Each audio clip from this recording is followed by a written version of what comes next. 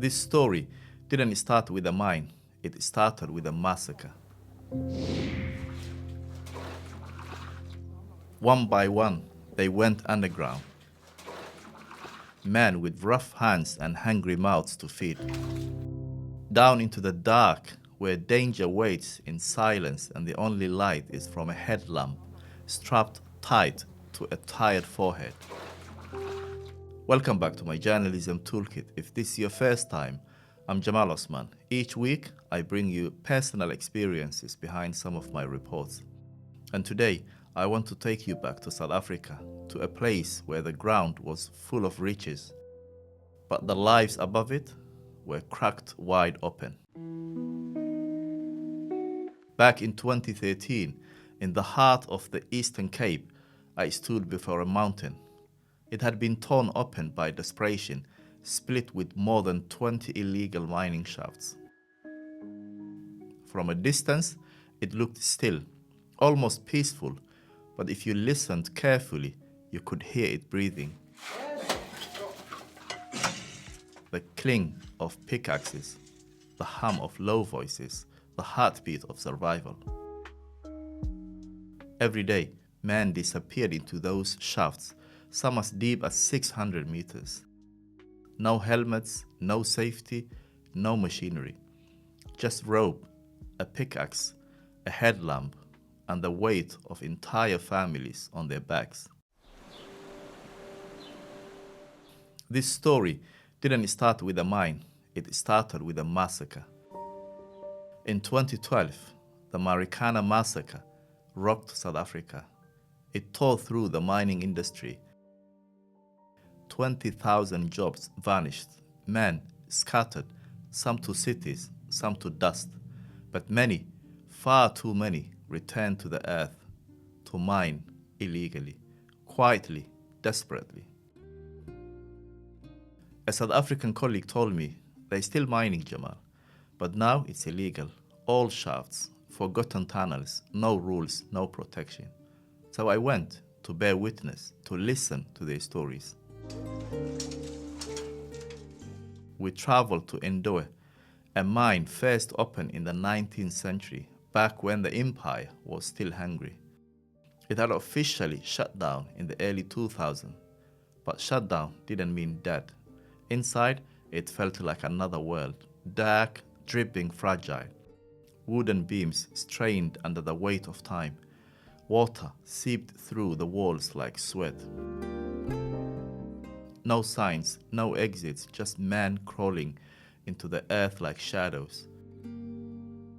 A year before we arrived, a shaft had collapsed. One man was trapped for hours. Somehow, he crawled out alive. To that 70 rand, I'll take only 20 rand. That 20 rand, it's my pocket man at school. Every story needs a face, a voice, a reason. Ours was Nelson, just 19, a student, dirt under his fingernails, songs in his throat. During the week, he went to school. On weekends and sometimes after class, he went underground. 12-hour shifts for a few dollars a day.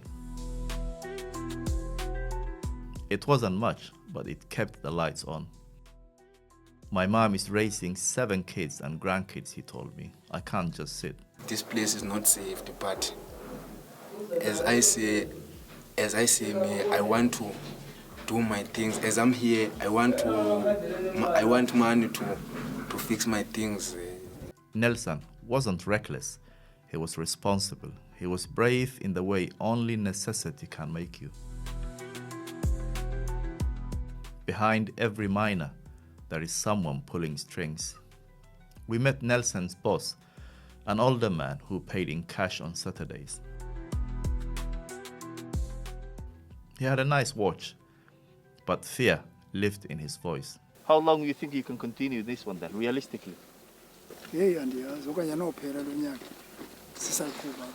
That question lingered because down the road, change was coming.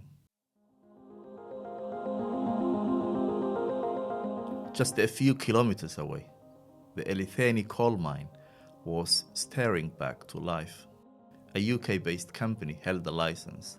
Big plants, big machines, more than 25 million tons of coal on the line. New fences, new laws, and no room for illegal miners. Nelson's mountain, his livelihood, his world could vanish in months. So we asked the new company, what happens to the people here? We got no answer. We followed Nelson home, a small house overflowing with life, more than a dozen people under one roof. His mother met us at the door, her back bent by years of work, her eyes full of pride and worry. Every time Nelson walked towards the mountain, her heart got a little heavier. Kodwa ndinewari yona ngomsebenzi lo wakhe. On our last day, we joined them at church, a simple concrete building on a green hill. Inside, light, song, hands lifted in prayer.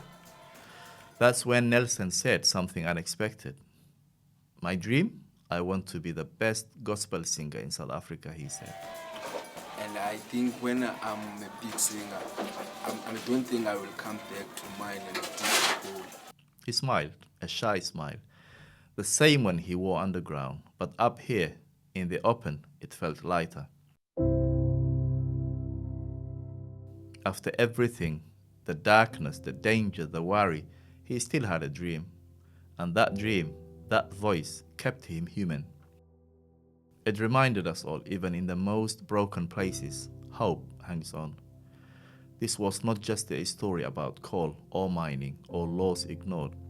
It was about dignity, about boys becoming men far too soon, about mothers with tired eyes and sons who still dared to sing. If you found this story meaningful, join me on Substack to see more. This is my journalism toolkit. Thanks for watching. See you next time.